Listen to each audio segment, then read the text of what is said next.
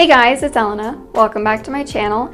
So today I'm going to be walking you through how to create your own long sleeve cuffs. This is actually pretty simple, so I'm going to walk you through how to do it and you can live out your long puffy sleeve dreams. Okay, so I want to make a cuff for my long sleeve shirt. So I'm going to start with this piece of fabric that I'm using for my cuff. This piece of fabric I want to fold in half.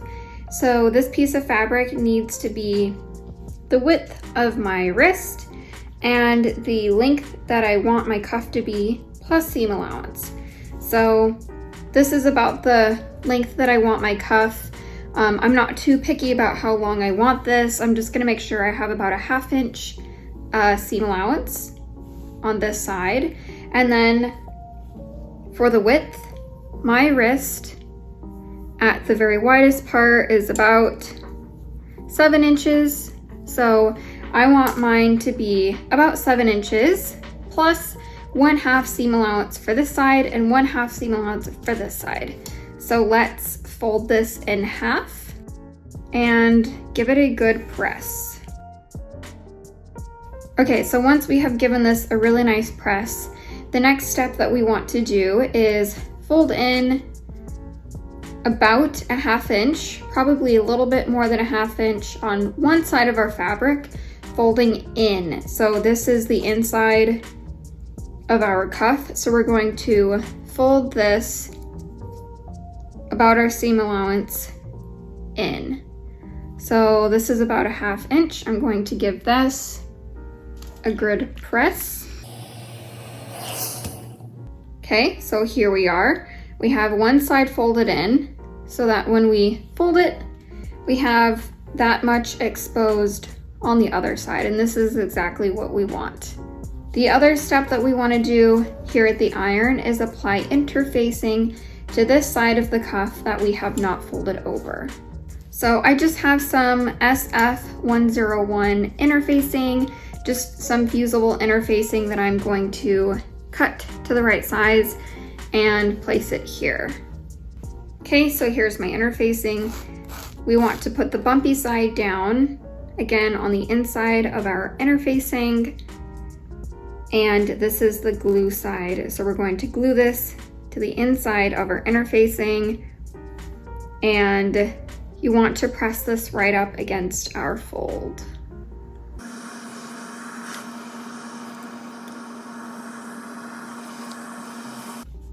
Okay, so here's our cuff. We have our folded in edge. This side is nice and ready to go. And then we have our interfaced piece on this untouched side of our cuff. And this is the part of the cuff that will be on the outside like this. And this will just help give it a little structure and help it look really nice and straight on the outside. So now we have this ironing portion done and we can go ahead and start pinning this to our cuff. Okay, so this is the sleeve that we want to put our cuff on. I have already sewn up the side seam of the sleeve, but I have left about a 2-inch gap here and gone and finished these seams off just with a serger and serged up the rest of it. So we have a little 2-inch gap. So we want to do two things now. We want to fold this in and just do a really small top stitch here in a V so that this stays closed and stays finished. Because we want this to be a puffy sleeve, we're going to gather this and so that it can fit the width of our cuff.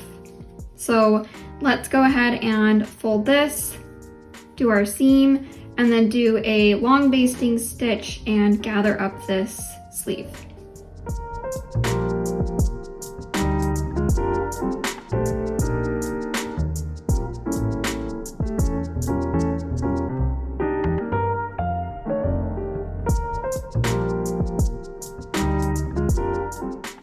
Okay, so we have done our 2 gathering stitches and sewn up this little V.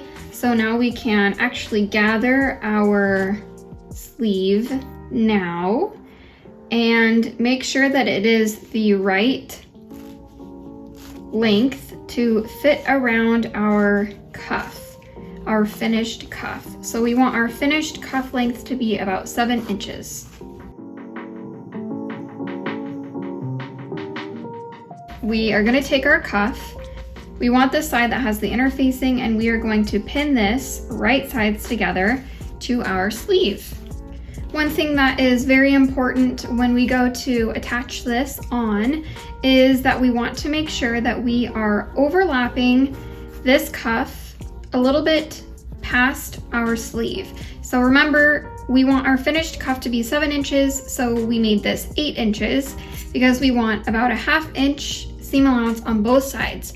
So we're going to overlap this about a 1/2 inch on both sides. And you can just line this up with the very top of your sleeve.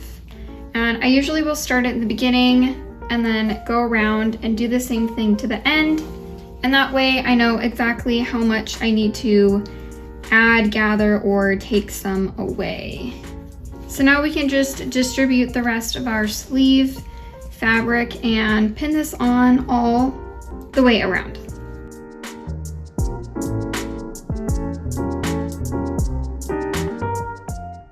Okay, so I have it pinned all the way around. It's a nice little tube looking thing, and now I'm going to sew along the top here, doing my normal 1/2 inch seam allowance.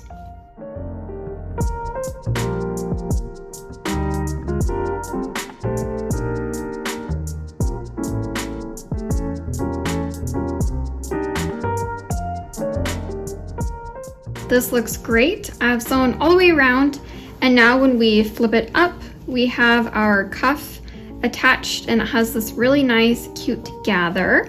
And this is looking really great. So now what we're going to do is fold this right sides together, and you want to take this fold and cover this seam. So we're going to take this and we want to line up this raw edge, but we want this to overlap just a little. So we're going to overlap maybe about a 1/4 inch and pin here along the side.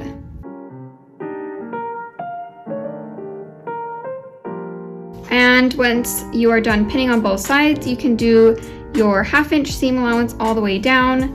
Basically, you're going to start here and just bring it up all the way till the very end.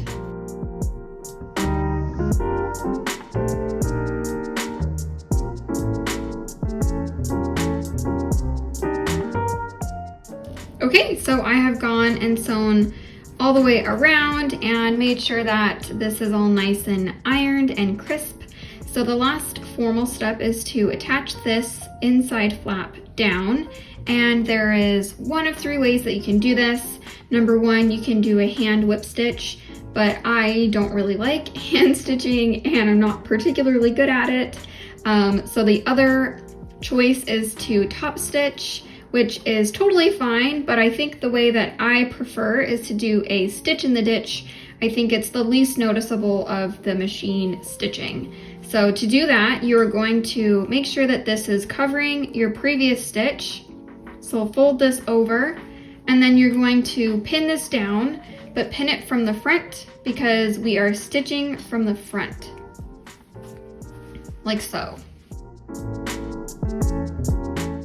And once you have done that all the way around, we're going to do a stitch right between my gingham and my orange fabric. So we're going to try to get it right there in this crease as tight as possible, and it should catch on the inside and make it all nice and secure.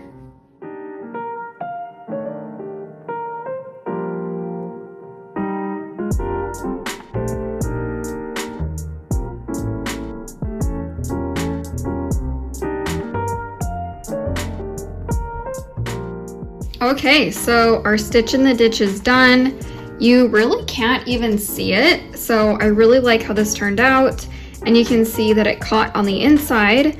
So our cuff, for all intensive purposes, is done.